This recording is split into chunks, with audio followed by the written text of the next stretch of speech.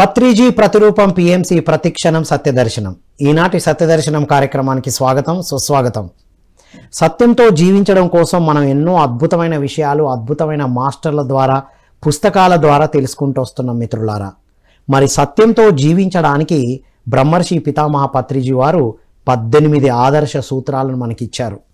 ప్రతి pyramid master మనం ఎంత ఎదిగాము అనడానికి కొలమానం ఏమైనా ఉందా అంటే ఈ 18 ఆదర్శ సూత్రాలని మనం ఎంత ఆచరిస్తున్నామో చెక్ చేసుకుంటూ రావాలి. అందులో మాత్రం ఒక 2 పెద్ద ఛాలెంజింగ్ ఉంటాయి. అందులో ఈరోజు ఒకటి అద్భుతమైన టాపిక్ని డిస్కస్ చేయబోతున్నాం. అదే ఆత్మ సత్యారాధన. అంటే పత్రిజీ వారు విగ్రహారాధన కాదు, సత్యారాధన మాత్రమే చేయాలి అని చెప్పారు. చాలామంది ధ్యాన సాధన చేస్తున్నారు, వెజిటేరియన్గా మారడానికి కూడా సిద్ధంగా ఉంటున్నారు, కానీ విగ్రహారాధన మానుకోవడానికి చాలామంది భయపడుతున్నారు. కానీ ఇప్పుడు వచ్చే పిరమిడ్ మాస్టర్ బీభత్సమైన పూజలు చేస్తూ ఇది నాన్ సెన్స్, వీళ్ళంతా తప్పు చెప్తున్నారని కొట్టిపడేసిన వారే ఈరోజు దాని మీద సైంటిఫిక్గా ప్రాసెస్ చేసి ఏంటది ఒక రీసెర్చ్ చేసి తను ఎందుకు మానుకోవాలో తెలుసుకొని జూమ్స్ ద్వారా ఆన్లైన్ అండ్ ఆఫ్లైన్ ద్వారా ఎన్నో అద్భుతమైన ప్రోగ్రామ్స్ అందిస్తున్నారు. వారే senior pyramid master Kurnool master Geeta madam గారు. వారితో మాట్లాడి మనం అద్భుతమైన విషయాలు తెలుసుకుందాం. నమస్కారం మేడం. నమస్తే sir, thank you so much. Madam చెప్పండి సార్. సత్యారాధన విగ్రహారాధన కాదనే పాయింటే కదా ఇది. Yeah, done. సో ఏంటి మేడం అసలు ఎందుకు చేయొద్దంటారు? ఎస్, ఈ టాపిక్ మొదలు పెట్టుకునే ముందు మనందరి గురువు అంటే బ్రహ్మర్షి పితామహ పత్రిజీ గారికి మనస్ఫూర్తిగా కృతజ్ఞతలు చెప్పుకుంటూ, పత్రి మేడం గారికి, సదానంద గారికి కృతజ్ఞతలు చెప్పుకుంటూ ఈ టాపిక్ని డిస్కస్ చేద్దాం sir. Okay my dear friends, my dear masters and my dear God's, ఈరోజు తెలుసుకుంటున్నాము విగ్రహారాధన నిషిద్ధం, ఆత్మ సత్యారాధనకే అంకితం. విగ్రహారాధన అనేది వద్దంటున్నారు, నిషిద్ధం అంటున్నారు.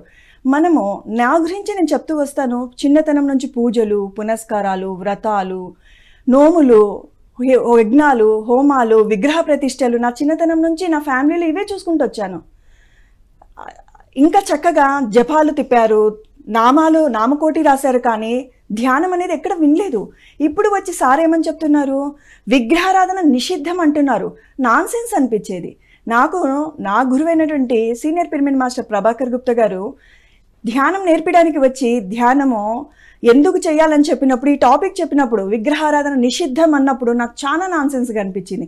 చిన్నతనం నుంచి భగవంతుడు అంటే విగ్రహాన్నే చూపిస్తే ఈరోజు విగ్రహారాధన వద్దు అంటున్నారు. మరి ఆత్మ సత్యారాధనకే అంకితం అంటున్నారు. ఇక్కడ మనం తెలుసుకుందాము, డెప్త్గా తెలుసుకుందాము. సత్యం అనేది ఏమి? సత్యం అనేది ఎప్పటికీ నశించనిది. నిజం అనేది కాల మాన యాన పరిస్థితుల్లో మారుతూ ఉంటుంది. చూడండి, నా వయసు ఇప్పుడు 47 ఏళ్ళు. మరి నెక్స్ట్ ఇయర్ వచ్చి నేను ఇంటర్వ్యూ చేసేటప్పుడు నా వయసు ఎంత అంటే 48 అంటాను. అప్పుడు సార్ గారు అంటారు, ఏంది మేడం గతంలో 47 అన్నారు, ఇప్పుడు 48 అన్నారు. అప్పుడు అది నిజం, ఇప్పుడు ఇది నిజం. లాస్ట్ ఇయర్ అది నిజం, ఈ ఇయర్ ఇది నిజం. నిజం. కాలమాన పరిస్థితుల్ని బట్టి నిజం మారుతుంది, కానీ సత్యం ఎప్పటికీ మారదు. సూర్యుడు అమెరికాలైనా, ఆస్ట్రేలియాలోనైనా, పల్లెటూరులో అయినా, గ్రామంలోనైనా, పట్టణంలో అయినా తూర్పునే ఉదయిస్తాడు, పడమనే అస్తమిస్తాడు. అది సత్యం, ఎప్పటికీ మారదు. ఆత్మ అనేది నిత్యమైనది, సత్యమైనది అని చెప్తున్నారు. ఈ శరీరము అశాశ్వతం, ఆత్మే సత్యము అంటున్నారు. మరి ఎందుకు పెట్టారు ఈ పూజలు, పునస్కారాలు, హోమాలు, యజ్ఞాలు, ఉపవాసాలు, విగ్రహ ప్రతిష్టలు, కొండలెక్కడాలు, గుట్టడెక్కడాలు, ముడుపులు కట్టడాలు? అన్నిటికీ సైంటిఫిక్గా రీజన్స్ ఉన్నాయి. అవి తెలుసుకొని ఇది కాదు పత్రిజీ సార్ ఇదే మాట అంటే ఇంకో మాట అంటారు. ఈ సృష్టిలో జరుగుతున్నది ప్రతిదీ నిజమే, ఏది రాంగ్గా పోవడం లేదు, ఎవ్రీథింగ్ ఈజ్ రైట్ అంటాడు. మరి పూజ రైటే కదా అని డౌట్ వస్తుంది కదా. రెండింటినీ మీకు అర్థమయ్యేటట్లు చెప్తాను. నేను నా జీవితంలో ఎక్కడి నుంచి ఎక్కడికి వెళ్ళిపోయినాను అనేది తెలుసుకున్నామంటే మనము జన్మలను వృధా చేసుకోము. అమాయకత్వంతో, అజ్ఞానంతో, మూర్ఖత్వంతో, వెర్రితనంతో మనము ఎక్కడ వేసిన గొంగలి అక్కడే ఉండిపోతున్నాము. ఎలా అనేది చూద్దాం. చూడండి, మన చిన్నతనం నుంచి చక్కగా పొద్దున్న లేస్తేనే దేవుడికి పూజలు చేస్తాం, గుళ్ళకు వెళ్తాం, గోపురాలకు వెళ్తాం, ఆకు పూజలు కట్టిస్తాము. మనకు బాగలేదు అంటే బాపనైని దర్శించి నవగ్రహ పూజలు అంటాము, అభిషేకాలు అంటాము. ఇంకా ముందుకు పోతే కొండలు ఎక్కుతాం, గుట్టలు ఎక్కుతాం, తల నీలాలు ఇస్తాం, ముడుపులు కడతాము. ఇంకొద్ది ముందుకు వెళ్ళాము అంటే సాయికోటి రామకోటి రాస్తే మనకు అనుకున్న కోరికలు నెరవేరుతాయి అని అనేసి మనము కూర్చొని భగవంతుని మీద ఎంత శ్రద్ధ అంటే మన కోరికల కోసమే ఆయనని ప్రార్థిస్తున్నాము. భగవాను నాకు ఇవన్నీ ఇచ్చావు, నీకు కృతజ్ఞతలు అయ్యాని ఏ రోజైనా ఎవరిమైనా చెప్పామా అంటే అరదు అని చెప్తాను. చెప్పలేదు ఎవరు అనను, కానీ చాలా అరుదు. కష్టం వస్తే పరిగెత్తాము విగ్రహం దగ్గరికి. మరి పత్రిజీ సారు ఆత్మ సత్యారాధనకి అంకితం అవ్వమంటున్నారు. ఎందుకు అనేది కూడా తెలుసుకుందాం. అది రైట్ కాదు, ఇది మనం అప్పుడు ధ్యానం పూజ చేశాము తప్ప అంటే కాదు. ఇప్పుడు ధ్యానం చేయమంటున్నారు, ఇది తప్ప అంటే కాదు. రెండిటిని నేను క్లారిఫికేషన్ ఇస్తాను, శ్రద్ధగా వినండి. చూడండి మాస్టర్స్, అవన్నీ దాటుకుంటూ వచ్చాము. మరి మునులు, ఋషులు, యోగులు ఈ పూజలు పునస్కారాలు మనకి ఎందుకు దగ్గరికి చేశారు అంటే మనకు పరిణామ క్రమం అనేది ఒకటి ఉంది. నేను చెప్పేది కాదు, వేదాలు, ఉపనిషత్తులు, పురాణాలు, గరికపాటి గారు, చాగంటి గారు ఇవన్నీ వివరిస్తూనే ఉన్నారు. పత్రిజీ సార్ ఒక్కరే వచ్చి కొత్త టాపిక్ ఏం తేలేదు. పరిణామ క్రమము అంటే మానవుడిగా మనం జన్మ తీసుకునే ముందు మన వెనుకలో ఒక బ్యాక్ స్టోరీ ఉంది. ఖనిజ సామ్రాజ్యం, వృక్ష సామ్రాజ్యం, జంతు సామ్రాజ్యం, మానవ సామ్రాజ్యం. ఈ మానవుడే మాధవుడు అవ్వాలి. ఎక్కడ ఆగిపోయినాం? ఇక్కడ ఉన్నాం. ఇక్కడి నుంచి మనము ఇక్కడంతా ఇంత జర్నీ ఎందుకు అనిపిస్తుంది వింటూ ఉన్నప్పుడు. హాయిగా మన మనిషిలో మంచి గుణాలు, ప్రేమ, దయ, కరుణ పెట్టొచ్చు కదా, ఇంత జర్నీ ఎందుకు అనిపిస్తుంది. ఆ క్లారిఫికేషన్ ఇస్తాను. మనము ఫస్ట్ జన్మ తీసుకోవడము ఎందుకంటే కొత్త వాళ్ళ కోసం. ఏది పూజే కరెక్ట్, విగ్రహమే రైట్ మేడం. కొత్త వాళ్ళే కాదు మేడం, ఎస్, చాలా మంది పాత వాళ్ళు సాధన చేస్తూ పైన పిరమిడ్ ఉన్నా కింద మానుకోడు, వెజిటేరియన్ గా మారిన పూజలు మానుకోకుండా తోరణాలు, పూలు ధరించడాలు. పత్రిజీ పూలలో ఆత్మ ఉందని చెప్పారు. ఇది ఖచ్చితంగా ప్రతి ఒక్కరికి వెళ్ళి తీరాలి. PSSM లో అద్భుతమైన ఫిలాసఫీ ఇది. ఆ డౌట్స్ అన్ని క్లారిఫై చేసుకున్నామంటే వన్స్ ఇంకా వెనక్కి తిరిగి చూసుకోము. ఆ క్లారిఫికేషన్ నేను ఈరోజు మీతో మాట్లాడాలనుకుంటున్నాను. చూడండి, మనం మానవుడిగా వచ్చే ముందు వెనుకలో జరిగిన స్టోరీ ఏమి అంటే మనకి ఖనిజ సామ్రాజ్యం, వృక్ష సామ్రాజ్యం, జంతు సామ్రాజ్యం నుంచి మానవుడిగా వచ్చాం. ఖనిజం మరి ఏం జరిగింది అక్కడ? 21 లక్షల జీవరాశులు అంటే 84 లక్షల జీవరాశుల్లో 21 లక్షలు ఖనిజం, వృక్షం 21 లక్షలు, జంతువులో కొన్ని గుడ్డు పెట్టే జంతువులు ఉంటాయి, కొన్ని డైరెక్ట్గా బేబీని డెలివరీ చేసేది ఉంటుంది. అక్కడ 21 లక్షలు, మొత్తం 84 లక్షల జీవరాశులు. పరమాత్మని సృష్టి 84 లక్షల జీవరాశులు. అంటే భగవంతుడు అన్ని సరి సమానంగా చూస్తాడు, ఎవ్వరికి ఎక్కువ లేదు, ఎవ్వరికి తక్కువ లేదు అనేది ఆయన సృష్టించిన విధానంతోనే మనకు అవగతం అవుతుంది. ఓకే, మరి మానవుడు మనం ఏదైతే మానవుడు ఉన్నాడో వీడు అంశాత్మ. వీడు డైరెక్ట్గా మానవుడిగా రాడు. ఎక్కడ జన్మ తీసుకుంటాడంటే ఖనిజంలో తీసుకుంటాడు. రాయి, రప్ప, బంగారు, వెండి, పంచలోహాలు, సమస్త లోహాలు, ప్లాస్టిక్, ఇత్తడి, ఎన్ని లోహాలు ఉన్నాయో ఒక్కసారి మీరు రీసెర్చ్ చేసుకోండి. సమయం తక్కువగా ఉంటుంది కాబట్టి నేను కొన్ని మాత్రమే చెప్తాను. అవి ఒక 21 లక్షలు. ఏదైనా లోహం అనుభవం పొందాల్సిందే. ఒక కొండగా, పర్వతంగా ఒక చోట పడి ఉండాలి. అందులో గడ్డి మొలవచ్చు, నంబర్ 2లు, నంబర్ 1లు చేయొచ్చు. అన్నిటినీ మనము ఇబ్బంది పన్నా కూడా తెలుసుకోవాల్సిన విషయాలు. 21 లక్షల జీవరాశి అంటే 21 లక్షల జన్మలు అందులో జరగాలి. ఖనిజాల్లో తీసుకున్నాం మనం. ఎందుకు అనేది కూడా నేను రీసెర్చ్ చేశాను. వై ఇంత ప్రాసెస్ ఎందుకు తీసుకోవాలనేది కూడా ఎండింగ్ లో నేను మర్చిపోయినా మీరు గుర్తు చేయండి. మరి అక్కడ తీసుకున్న ఒక బంగారు మంచి ఆభరణంగా ఉంటుంది. అది లాకర్ లో 100 సంవత్సరాలు లోపల పడి ఉంటే ఎలా ఉంటుంది అనుభవము? ఒక చక్కగా ఒక అందమైన అమ్మాయి మెడకు చేరుకున్నప్పటికీ చెమటతో, బాధతో ఆవిడ ఉండాలి. ఆ అనుభవము అందంగా తయారవ్వాలంటే కంసలు వాడు ఎన్ని రకాలుగా దానిని ప్రిపేర్ చేయాలి. ఆ బాధ, పెయిన్ తీసుకోవాలి. ఖనిజానికి చైతన్యం లేకపోవచ్చు, ఎంతో కొంత చైతన్యం లేదు అనడానికి లేదని నేను రీసెంట్ గా రీసెర్చ్ ఉంది, మస్ట్ అండ్ షుడ్ ఉంది, there is no doubt. Okay, ఆ విధంగా ఖనిజ సామ్రాజ్యంలో 21 లక్షల మనము జీవరాశులు ఉన్నాయి, మనము అనుభవాలు పొందాం. అక్కడి నుంచి పరిణామ క్రమం చెందుతాము. అన్ని కంప్లీట్ అయిపోయినాక 10th అయిపోయినాక ఇంటర్ పంపిస్తారా, అన్నీ కూర్చోబెడతారా? మాస్టర్ అండ్ షుడ్ మనము హయ్యర్ క్లాసెస్ వెళ్తాం. అలానే అక్కడి నుంచి ప్రమోషన్. వృక్ష సామ్రాజ్యం, నాచు మొక్క నుంచి మహావట వృక్షం వరకు లతలు, తీగలు, పండ్లు, కందమూలాలు, అన్ని రకాలు. ఆయుర్వేదం మొక్కలు కావచ్చు, క్రోటాన్ మొక్కలు కావచ్చు, అందమైన పుష్పాలు కావచ్చు, దినుసులు కావచ్చు. అక్కడ కూడా 21 లక్షలు ఉన్నాయి. అక్కడ కూడా అన్ని అనుభవం పొందుతుంది అంశాత్మ. అక్కడి నుంచి ప్రమోషన్ టు జంతు సామ్రాజ్యం. కంటికి కనిపించని వైరస్, బ్యాక్టీరియా కాడ నుంచి సింహము, పులి, ఇంకా సమస్త జంతువులు 21 లక్షలు. కంటికి కనిపించని వైరస్ని చిన్నగా చూడొద్దండి. మొన్న కరోనా వచ్చిందా లేదా, పరిగెత్తిచ్చిందా లేదా, గుండెని ఒక్కసారిగా ఆపే పని చేసిందా లేదా? మరి కంటికి కనిపించని వైరస్కి అంత శక్తి ఉంటే ఆ వైరస్ సృష్టించిన పరమాత్మునికి ఎంత శక్తివంతుడై ఉండాలి? ఊహలకు అందని విషయము. మరి ఇలా పరిణామక్రమం చెందుతూ జంతు సామ్రాజ్యంలో కూడా అన్ని అనుభవాలు పొందుతూ మానవ సామ్రాజ్యానికి వస్తాము. ఇక్కడి వరకు అందరికీ ఒక అవగాహన కలిగి ఉంటుంది. ఈ మానవ సామ్రాజ్యంలో కూడా ఏమైపోతుంది, మనము 5 స్టెప్స్ ఉన్నాయి. మనకు మానవుడు మాధవుడు అవ్వాలంటే చిట్ట చివరిది 84 లక్షల జీవరాశుల్లో 83,99,999 జీవరాశులు మనం కంప్లీట్ చేసుకున్నాం. ఓన్లీ చిట్ట చివరి స్థితిలో ఉన్నాం. మనం ఇక్కడనే భయపడిపోతున్నాం, బాధపడిపోతున్నాం. కొంచెం తెలివిగా ఆలోచించామంటే మానవుడే మాధవుడు అయిపోతాడు, జన్మ రాహిత్యం పొందొచ్చు, సత్యలోక వాసులు అవ్వచ్చు. పత్రిజీ సార్ అంటారు, కర్మలు అనుభవించడానికి భూమి మీదకి రాకూడదు, కారణ జన్ములుగా రావాలి అని. ఎంత అద్భుతమైన మాట! కర్మలు అనుభవించడానికంటే మన చేసిన పాపం కావచ్చు, పుణ్యం కావచ్చు. అదే మనము ఒక కారణం కోసం, ఉద్ధరణ కోసం వస్తే ఎలా ఉంటుంది, ఎంత అద్భుతంగా ఉంటుంది. ఆ స్థితికి రావాలి. మరి మన పని ఇప్పుడు అందరి పని ఏమో తెలిసి మానవులుగా ఉండి పిఎంసి చూస్తున్న వాళ్ళు కావచ్చు, ఇక్కడ ఉన్న వాళ్ళమందరం కావచ్చు, కొంత రోజు మనము ఏం చేయాలి అంటే ధ్యాన, స్వాధ్యాయ, సజ్జన సాంగత్య, సేవ, ఈ 4 చేసుకుంటే చాలు. మరి మానవుడిగా వచ్చేలాగా అయిపోయింది, నీ మానవుడు మాధవుడు అయిపోతాడు అంటే ఇక్కడ కూడా ఒక చిన్న జర్నీ ఉంది, చెప్పుకుందామా? ఓకే. మరి ఇక్కడ కూడా 5 స్టెప్స్: తమోగుణం, రజోగుణం, సత్వగుణం, శుద్ధ సాత్వికం, నిర్గుణం. ఈ 5 స్టెప్స్. ఈ 5లో తమోగుణము వచ్చేసి బద్ధకస్తుడుగా జన్మ తీసుకుంటాడు. తిన్నామా, తాగినామా, పడినామా, ఈ పని చెప్పిన ఒక మాటలో చెప్పాలంటే పోస్ట్ పోన్. కరెంట్ బిల్ కట్టినాలంటే అది నెల దాటి వాడు వచ్చి కరెంటు కూడా తీసేస్తాడు. ఏమంటే 3 మంత్స్ అయింది మేడం చెప్తే, అరే మర్చిపోయినా. ఏ దానికి ఇష్టపడరు. పేరెంట్స్ మీట్ కావచ్చు, బ్యాంకుకి వెళ్ళే పని కావచ్చు, ఇంట్లో ఆడవాళ్ళు దసరా కట్టాల్సిన బుసులు, మరి ఉగాది కూడా వస్తుంది. అంత బద్ధకం ఉంటుంది ఇంట్లో. ఎప్పుడైనా ఎవరైనా బద్ధకంగా ఉంటే అప్పుడు గుర్తుపెట్టుకోండి, వీళ్ళు తమో గుణంలో ఉన్నవాళ్ళు అని అనేసి. చికాకు పడితే ఏం లాభం లేస్తుమా? మరి రజోగుణానికి వచ్చి అహంకారం, నేను, నాది. మరి సత్వగుణానికి వచ్చేసేసి నేను బాగుండాలి, అందరూ బాగుండాలి.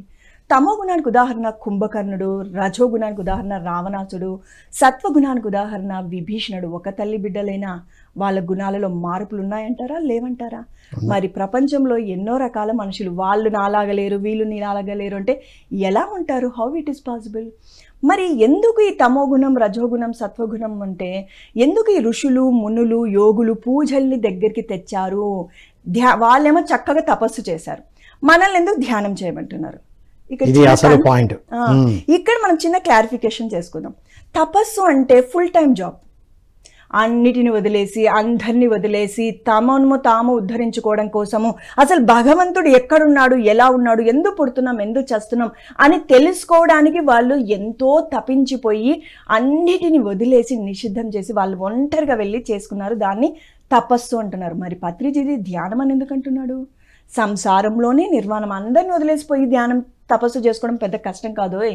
అందరితో ఉంటూ, చీవాట్లు తింటూ, వెలివేస్తుంటారు, బాధ పెడుతుంటారు, కష్టపెడుతుంటారు, బరువులు ఉంటాయి, బాధ్యతలు ఉంటాయి, అన్నిటిని నెరవేరుస్తూ కొంత సమయం నీ ఆత్మ కోసం, నువ్వు నీ ఆత్మ ఎదుగుదల కోసం నువ్వు కొంత సమయాన్ని కేటాయించవోయ్ అని చెప్తున్నాడు.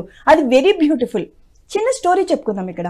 ఒక అతను తపస్సు చేసేసి ఎన్ని సంవత్సరాలు తెలుసా? 20 ఏళ్ళు తపస్సు చేసి భగవన్ దర్శనము కలిగి ఆయనకు కావాల్సినటువంటి కోరికలు ఏవైతే కోరాడో అవన్నీ పొంది ఆనందంతో ఆ అడవి విడనాడి ఓ చిన్న కుగ్రామానికి వస్తూ ఉన్నాడు. అంతలోపల ఒక చిన్న బాలుడు, 15 సంవత్సరాల బాలుడు ఆడుతూ, పాడుతూ, తుల్లుతూ, ఎలా ఉంటారు ఇలా కట్ట వేసుకొని సద్ది మూట కట్టుకొని ఎగురుతూ, దుంకుతూ వస్తూ ఉన్నాడు. ఈతను వచ్చేది ఆ బాలుడు చిన్న వేమరపాటుతో చూడలేదు, బాగా గట్టిగా డాష్ కొట్టాడు. ఈ మహానుభావునికి చాలా కోపం వచ్చింది. అరిచేశాడు, నీ కళ్ళు కనిపించవా? నన్నొచ్చి ఎలా ఢీకొడతావు? నేను ఎంత శక్తివంతుని తెలుసా? 20 సంవత్సరాలు సాధన చేసిన భగవంతున్నే దర్శనం చేసుకున్నాను అని ఒక 20 నిమిషాలు బాగా చీవాట్లు పెట్టాడు. ఆ బిడ్డ అన్నాడంట, స్వామి నన్ను క్షమించండి, నేను మిమ్మల్ని నిజంగా అంటే చూడలేదు, మీరు ఇంత సాధన చేశారు కదా, నేను చూసింటే మిమ్మల్ని కొట్టేవాడినా, నేను మిమ్మల్ని డిచ్ చేసేవాడినా, అదింత మీరు గ్రహించలేనప్పుడు ఎంత సాధన చేస్తే ఏం లాభం, ఎంత భగవంతుని దర్శిస్తే ఏం లాభం అని అనే లోపల ఇతనికి మతిపోయింది. అందుకని పత్రిజీ సార్ సంసారంలోనే నిర్వాణం అన్నాడు. అందరిని క్షమిస్తూ ప్రేమతో కరుణతో దయతో నిన్ను నువ్వు ఎదిగింప చేసుకుంటావు. అక్కడికి వెళ్ళి ముక్కు మూసుకొని ఎవరో తెచ్చి పెడితే తింటావు, లేదంటే కందమూలాలు తింటావు, అక్కడ ఉన్న నదీ నలాల నుంచి వాటర్ని తీసుకుంటావు కూర్చుంటావు. ఇంట్లో ఉంటే బియ్యం అయిపోయినాయి, పిల్లల ఫీజులు కట్టాలి, అమ్మాయి పెళ్ళికి వచ్చింది, అన్ని చూసుకుంటూ నీ సాధన నువ్వు చేసుకుంటూ అన్నిటినీ శాంతంగా ముందుకు తీసుకుపోయిన వాడే సరైన వాడు. మరి ఋషులు మునులు తపస్సు చేశారు, మనల్ని ఎందుకు పూజల కాడ కూర్చోపెట్టారో తెలుసా? తమో గుణం బద్ధకస్తుడు. 3 రోజులున్న 4 రోజులున్న స్నానం చేయడానికి కూడా బద్ధకిచ్చేంత బద్ధకస్తుడు. చూడండి చాలామంది పిల్లలు ఈరోజు సండే అని చేయరు, రేపు మండే హాలిడే అని చేయరు, ఏ ట్యూస్డేనే చేస్తామని పోస్ట్ పోన్ చేసేందుకు సాఫ్ట్వేర్ ఇప్పుడు వెళ్ళి, కావాలంటే నేను అబద్ధం చెప్తున్నానేమో, వీళ్ళని వెళ్ళి చూడండి ఫ్రైడే ఎంజాయ్ చేసి వచ్చి ఏ సాటర్డే ఏ నైట్ కదా వెళ్ళేది అని వాళ్ళకు ఉండేటువంటి బద్ధకంతో భగవంతుడు రోజు నువ్వు వెళ్ళి గుడికి వెళ్ళాలనో ఇంట్లో పూజ చేయాలనో అంటే ఏం చేస్తాం? ఇల్లు శుభ్రం చేసుకుంటాం, ఒళ్ళు శుభ్రం చేసుకుంటాం. తమో గుణంలో ఉన్నటువంటి గుణాలను మార్పు చేయడానికి మునులు ఋషులు యోగులు కొన్నిటిని మన దగ్గరికి తెచ్చారు. ఇంట్లో పండగలు ఉన్నాయంటే ఖచ్చితంగా బూసులు కొట్టుకుంటాం, ఇంటిని శుభ్రం చేసుకుంటాం, పిల్లలకి మంచి పిండి వంటలు చేసి పెడతాం. అదే తమో గుణంలో ఉన్నవాడు. అమ్మ అరిసెలు చేసి ఉంటుంది, కజ్జికాయలు చేసి ఉంటుందని వస్తాడు, అమ్మనేమో హాయిగా పడుకొని నిద్రపోతూ ఉంటుంది, లేదా పక్కన కూర్చొని బాతకాన్ని పెట్టి ఉంటుంది. తమో గుణ లక్షణం అంతే. మరి ఋషులు మునులు ఎందుకు చేశారయ్యా అంటే మనలో ఉండే బద్ధకస్తకాన్ని పోగొట్టడానికి కొన్నిటిని మన ముందుకు తీసుకొచ్చారు. ఒక పద్ధతి, ఒక డిసిప్లిన్, ఒక మనలో పెంచడానికి. రజోగుణం అహంకారం. నేనేంది వాడిని అడిగేది వీడిని అడిగేది అని పోగొట్టాలి అంటే దసరా ఉత్సవాలు, వినాయకుని ఉత్సవాలు చూడండి. ఉత్సవానికి వచ్చి చందాలు అడిగేవారు. Very good, 10 very good, nice sir. అలా కలుపుకొని వాడు ఏమంటాడు, వెళ్దామా, చేద్దామా, ప్రోగ్రామ్ ఇది చేద్దామా అని అందరిలో రజోగుణం నేనేమి, నేను నిన్ను అడగడం ఏమి అనేది వెళ్ళి నేను ఇచ్చేటోని కానీ తీసుకునేటోడు అనేటోడు ఏమైపోతాడు? అందరికి దగ్గరికి వెళ్ళి ఏం చేస్తాడు? ఇదే చేతిని ఇలా చేస్తాడు, నలుగురిని కలుపుకుంటాడు, అహంకారం విడనాడతాడు. అందుకని కొన్నిటిని ఈ ఉత్సవాలను కూడా తీసుకొని రావడం జరిగింది. మరి సత్వగుణంలో నేను బాగుండాలి నువ్వు బాగుండాలి, ఇది కంఫర్ట్ ఉంది కదా. మరి 50 జన్మలు దాటామో లేదో, ఇక్కడ మాత్రం తమో గుణం పత్రిసార్ అన్నారు మినిమం 150 జన్మలు, రజోగుణం 150 జన్మలు. ఒక 50 జన్మలు దాటావో లేదో నేను బాగుండాలి నువ్వు బాగుండాలి అనే స్థితిలో ఏం జరుగుతుందంటే ఎవరో ఒక మహానుభావుడు వచ్చి ధ్యానం అనేది వినిపిస్తాడు. అప్పుడు మనకి డౌట్ వస్తుంది, నేను రోజు లలిత చదవాలి కదా, విష్ణు చదవాలి కదా, టైం వేస్ట్ చేస్తున్నాను కదా, ధ్యానం అంటున్నారు ఇది ఎంతవరకు నిజము అని వస్తాయా ఏమొస్తుంది అని అనుకుంటారు. చూడండి, ఎప్పుడైతే నువ్వు పూజలు ఎందుకు పెట్టారు, విగ్రహము ఇప్పుడే చెప్పాను నేను, ఖనిజ, వృక్ష, జంతువు, మానవుడు, మానవు నుంచి మాధవుడు అయిపోయి ఇక్కడి వాడు ఎక్కడికి పడిపోతున్నాడు? ఖనిజం నుంచి వచ్చి మళ్ళీ ఖనిజాలకే పోతున్నాడు కదా, అక్కడ ఉన్నాడని చూస్తున్నాం. ఎస్, ఈడ డిగ్రీ అనుకుందాం, వీడు 5th క్లాస్ వాడు అనుకుందాం, వీడు వెళ్ళి 10 + 4 4 + 3 -10 ఎంత అంటే అమ్మ అంటే సిగ్గుందరా నీకు, ఏమి నీకు డిగ్రీ ఎక్కడ, వాడిని వచ్చి 5th క్లాస్ పిల్లవాడిని వచ్చి అడుగుతున్నావు అంటే ఎలా ఉంటుందో సేమ్ మన పరిస్థితి అలానే ఉంది.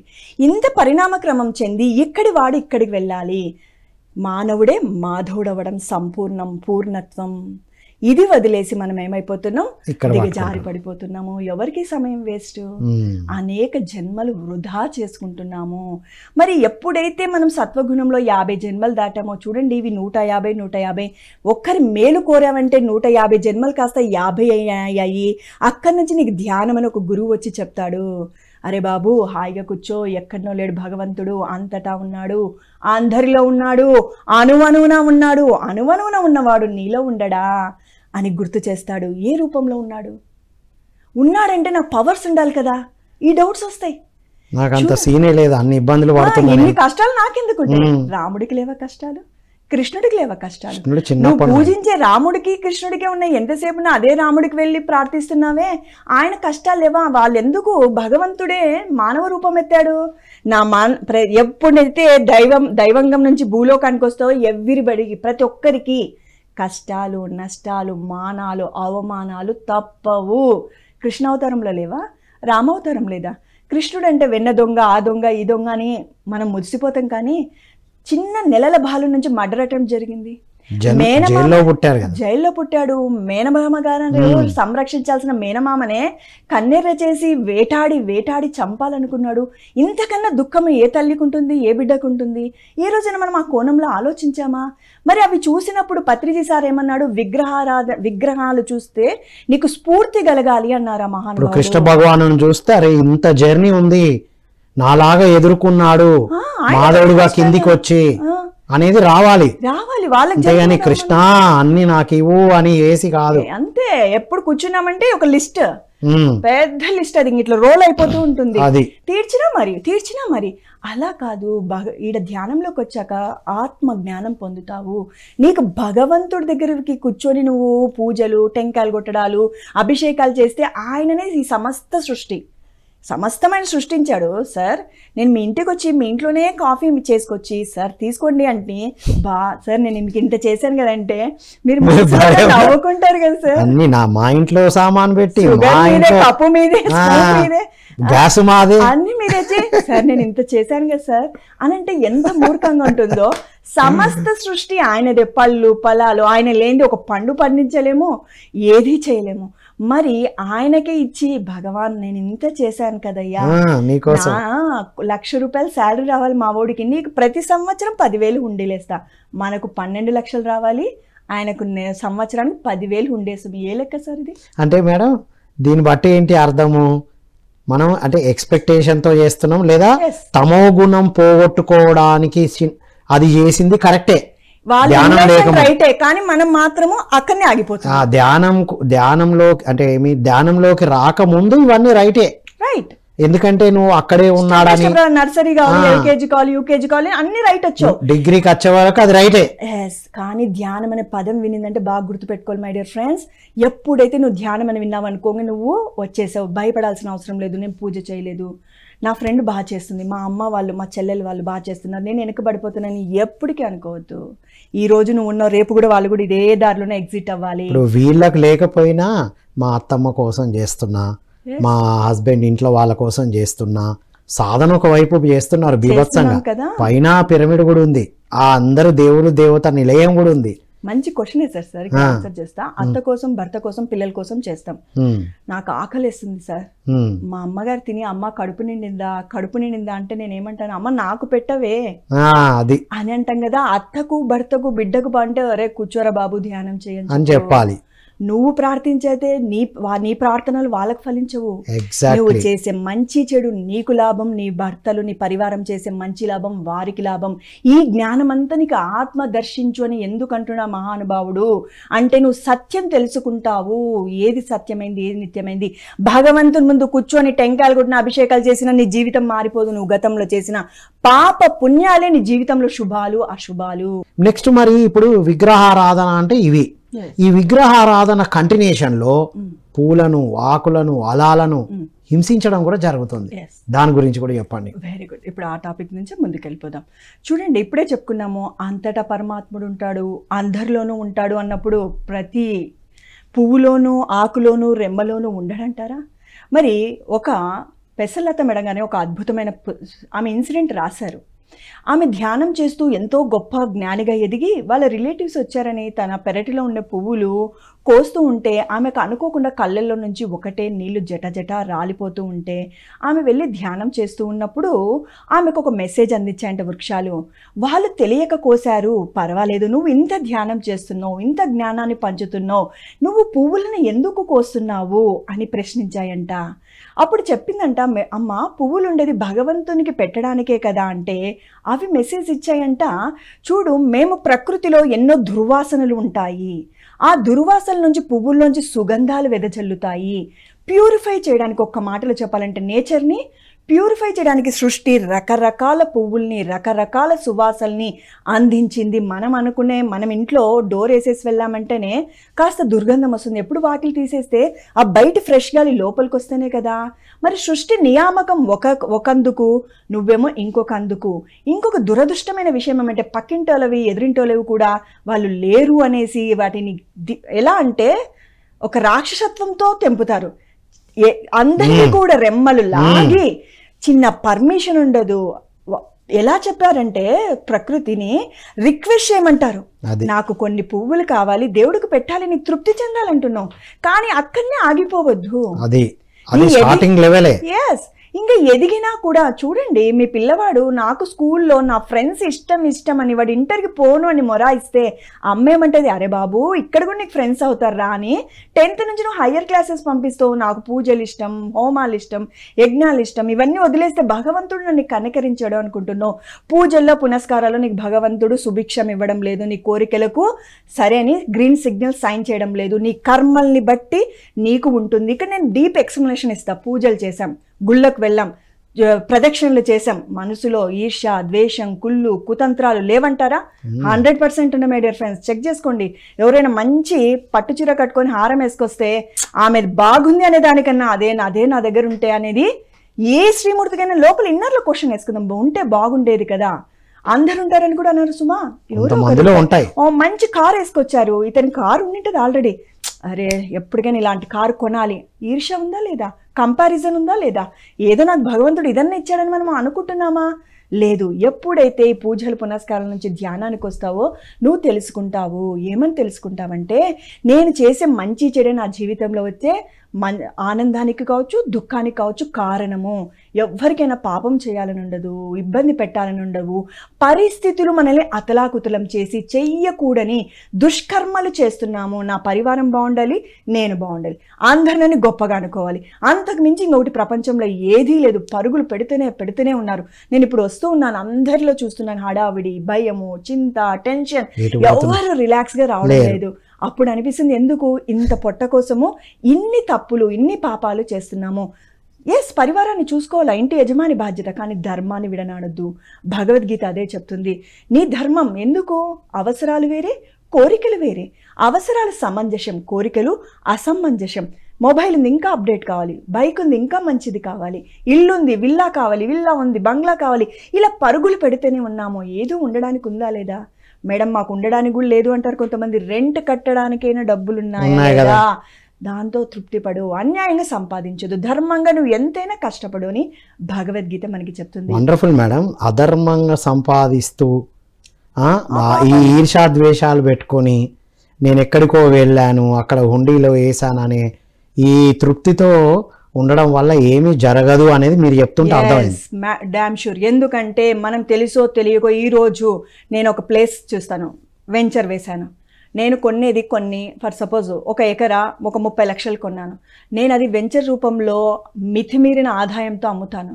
అది ఎంతవరకు ధర్మము? ఒకటి పొలాన్ని వెంచర్గా చేయడం ఒక పాపము.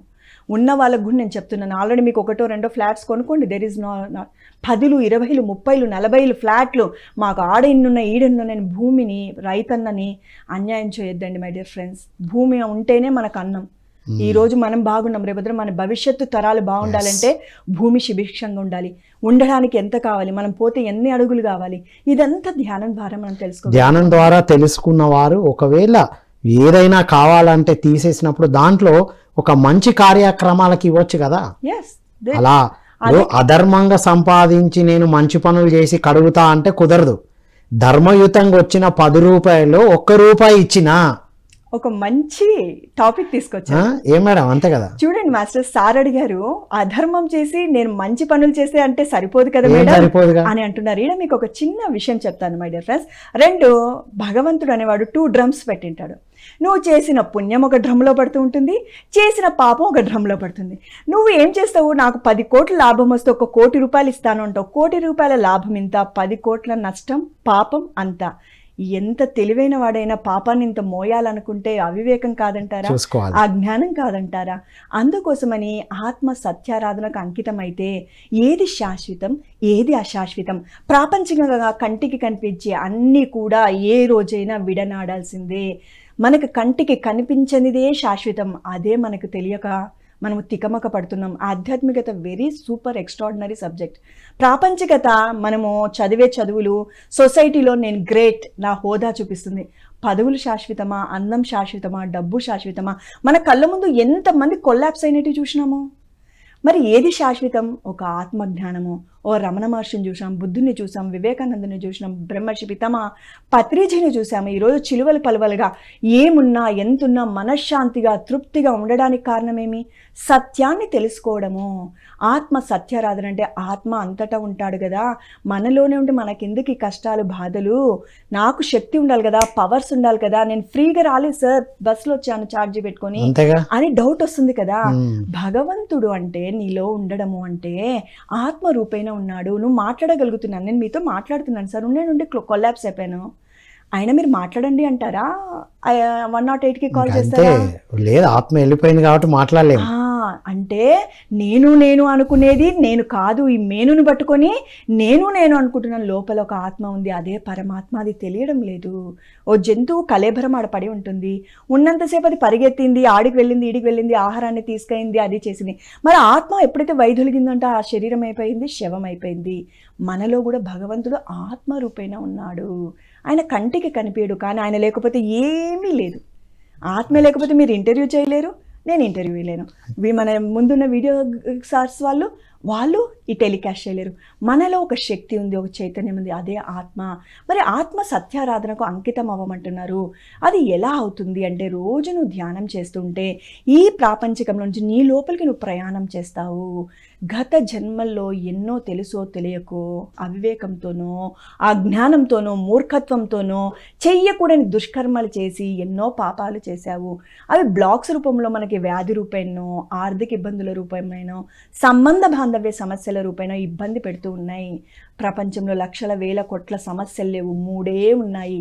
1 శారీరక మానసిక రుగ్మతలు, 2 ఆర్థిక ఇబ్బందులు, 3 సంబంధ బాంధవ్య సమస్యలు, 4ది ఏది తీసుకున్నా ఈ 3టికి సంబంధించి ఉంటుంది. 1 వీక్ రీసెర్చ్ చేశాను నేను, మీరు చేయండి. 4దంటే ఏది లేదు, నాకు చాలా సమస్యలు ఉన్నాయంటాం, ఎన్ని లేవు, మస్ట్ అండ్ షుడ్. అది కూడా జ్ఞానం, ఆత్మ జ్ఞానం లేకపోవడం వల్ల వచ్చినాయి అంతే. పత్రిజీ సార్ అందుకనే ధ్యానం సర్వరోగ నివారణి, సకల భోగకారిని, సత్య జ్ఞాన ప్రసాదిని అన్నాడు.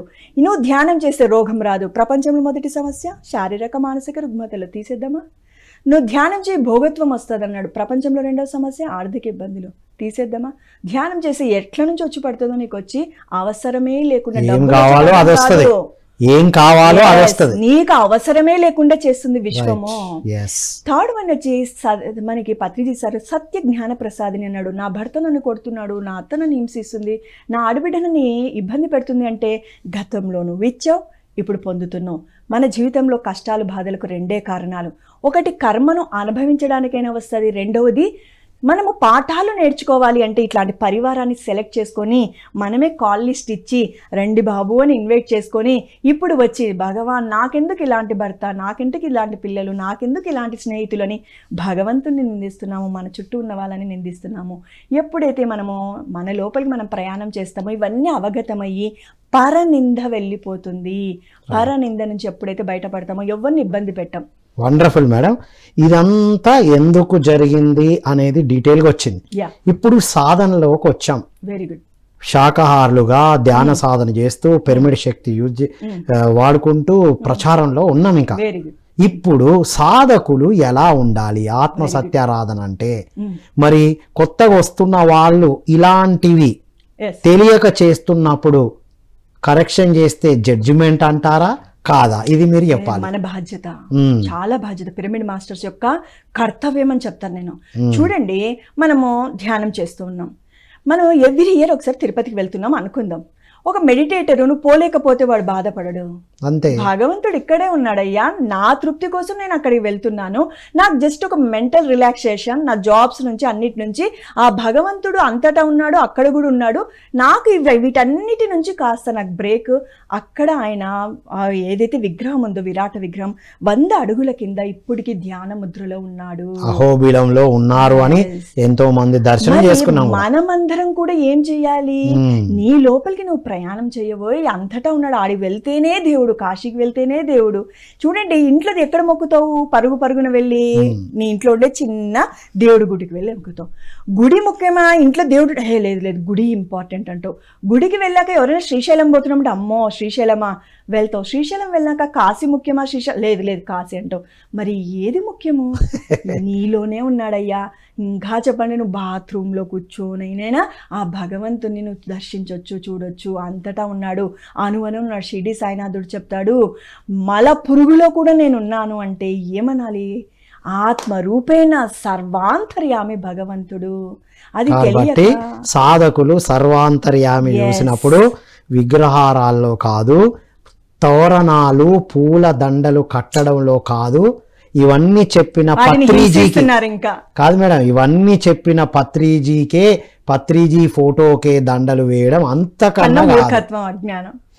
ఇది మనం సీనియర్స్ ఎక్కడైనా ఎవరైనా ఇలా చేస్తున్నప్పుడు చూస్తే ఖచ్చితంగా చెప్పాలి. అది వాళ్ళ ఇష్టం కదా, చెప్తే ధ్యానానికి రారు కదా అంటే మనం సత్యారాధనతో లేనట్టే కదా. సత్యారాధనతో ఉన్న వాళ్ళు సత్యం కాబట్టి చెప్తున్నాం, పర్సనల్ గా ఎవరికి చెప్పట్లా. ఇది రాంగ్. PSSM లో కార్డినల్ ప్రిన్సిపల్ పూలు ధరించడం కానీ ఆకులు తోరణాలుగా ఇంత పెద్ద ప్రోగ్రాం చేయించారు పత్రిజీ. ఎక్కడైనా పూల తోరణాలు ఉన్నాయా మేడం? చక్కగా పేపర్స్ తో పిరమిడ్లు చేయించారు. ఇది మనం ఫస్ట్ మనం పాటిస్తాము, పాటించి మనం అందరికి చెప్తాము. ఇది చాలా అల్టిమేట్ పాయింట్ మేడం. చాలా మంది బయట పిరమిడ్ నిర్మించినా మనం ఆచరించట్లేదు కాబట్టి మీరే సరిగ్గా లేరు కదా అని వెళ్ళిపోయే వాళ్ళు ఇచ్చేటువంటి ఫీడ్బ్యాక్స్ చూడండి. ఒక అద్భుతమైన వృక్షము, ఎంతో అందమైన పువ్వులు విరబూసుకొని ఉంది. ఒక అమ్మాయి ఒక ఫంక్షన్ పోవడానికి చక్కగా బుట్టాలు పెట్టింది, పాపిడి బొట్టు పెట్టింది, పట్టు వస్త్రాలు వేసింది, నగలు పెట్టింది. ఆ అమ్మాయి నగలన్నీ ఒలిచేసి ఆ లిప్స్టిక్ చెరిపేసి ఆ పౌడర్ అంతా తుడిపేస్తే అమ్మాయి ఎంత నొచ్చుకుంటుంది? నేను అందంగా లేనే, చక్కగా లేనే. మరి ఆ పువ్వుల చెట్టు ఎంతో అందంగా విరబూసి అందరికి ఆహ్లాదాన్ని, అందాన్ని, సువాసనలు వెదజల్లుతున్న దాని మీద మనము రాక్షసత్వం చూపించడం ఎంతవరకు సమంజసం? ఇది మేడం, సువాసనను వెదజల్లడానికి ప్రకృతి సృష్టించింది కదా. మనం వాడే ఇప్పుడు ఉన్న సెన్స్ అన్ని ఆ ఫ్లేవర్స్ ఎక్కడి నుంచి వచ్చినాయి? అది న్యాచురల్ గా వాడొద్దంటారు కాదు, అందులో మిక్స్ చేస్తున్నారు కదా. అవి న్యాచురల్ గా ఉన్న ఫ్లవర్స్ ఎంత ఫ్రాగ్రెన్స్ ఇచ్చి ఫ్రెష్ చేస్తుంది. ఇంట్లో ఉన్న ఫ్లవర్స్ ఎంత ఫ్రెష్నెస్ ని ఇస్తుంది మనకి.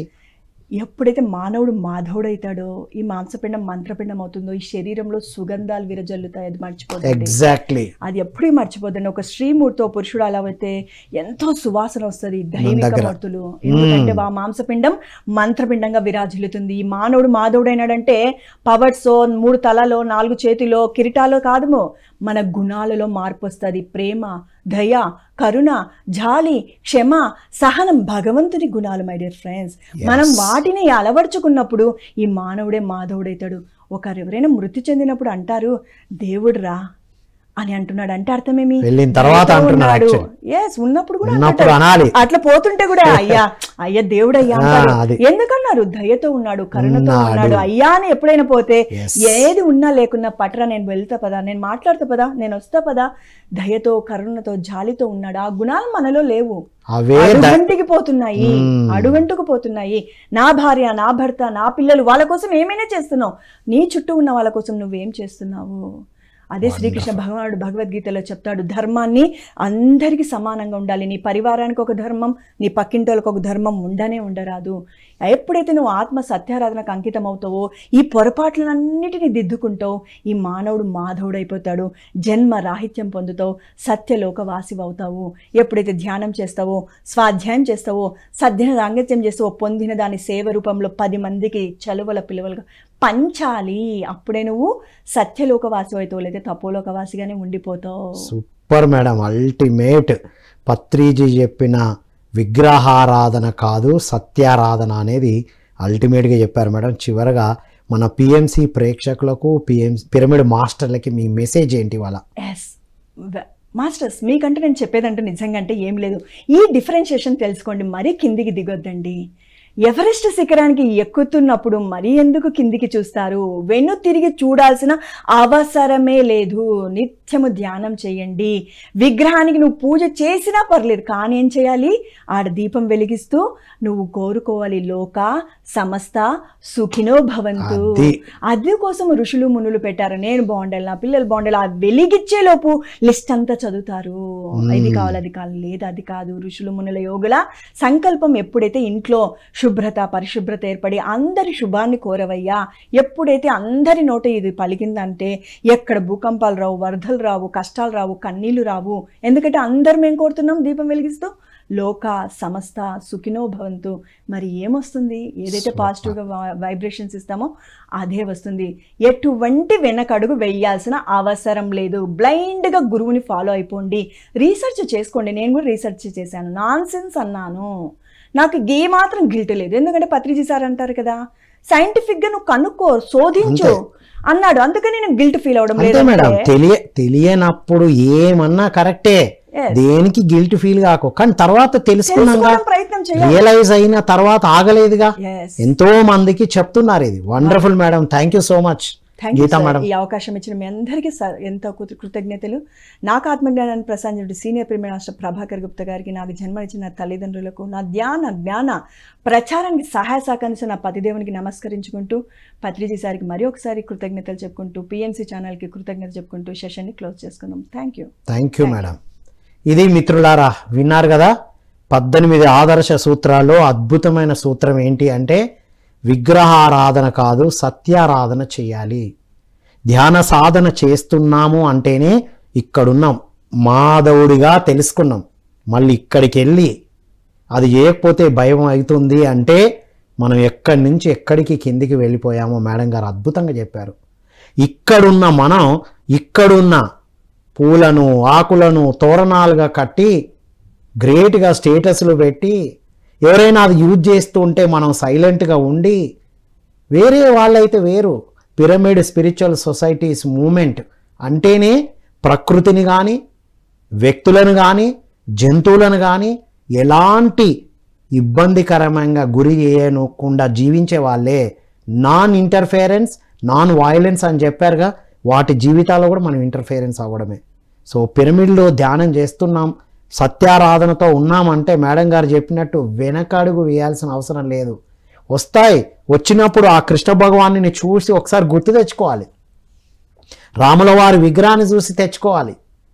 ప్రహ్లాదుని విగ్రహాన్ని చూసి తెచ్చుకోవాలి. ఎంతమంది ఎన్ని పడలే, పత్రిజీ ఎన్ని ఫేస్ చేశారు మనకి ఇవన్నీ అందించడానికి. పిఎంసి మనకు అందించడానికి, ప్రపంచానికి ఇది అందించడానికి ఎన్ని ఫేస్ చేశారు. ఇప్పుడు ఎన్ని ఫేస్ చేస్తూ మీ ముందుకు తీసుకొస్తుంది పిఎంసి. కాబట్టి మిత్రులారా, బ్రహ్మర్షి పితామహ పత్రిజీ ఎక్కడున్నారంటే పిఎంసి. చూడండి, అందరికీ జ్ఞానం అందించి వెళ్ళారు. సో పత్రిజీ ఫిలాసఫీతో జీవిస్తున్నాం అనుకునే ప్రతి ఒక్కరూ పత్రిజీ విగ్రహారాధన కాదు, వ్యక్తి పూజ కూడా లేదన్నారు. మళ్ళీ వారికే పూలదండ వేసి వారికే పూజలు చేయడం అనేది ఇక ఎవ్వరు దీన్ని క్షమించేది కాదు. మిత్రులారా గమనించండి, 18 ఆదర్శ సూత్రాలు ఆచరిస్తే 18వ ఆదర్శ సూత్రం ఉంటుంది అనుభవాలను అందరికీ రాతపూర్వకంగా పంచడం అని. ఇవన్నీ పూర్తి చేసినప్పుడే అద్భుతంగా ఎదుగుతామని బ్రహ్మర్షి పితామహ పత్రిజీ వారి వాక్కు నుండి తెలుసుకొని ఎదిగిన పిరమిడ్ మాస్టర్ల ద్వారా అందిస్తుంది పిఎంసి. ఇలాంటి గ్రేట్ మాస్టర్స్ ద్వారా గ్రేటెస్ట్ విషయాలు అందిస్తున్న పిఎంసికి సపోర్ట్ చేస్తున్న అందరికీ కృతజ్ఞతలు. మరో కార్యక్రమంలో మళ్ళీ కలుద్దాం. అంతవరకు సెలవు. Thank you all.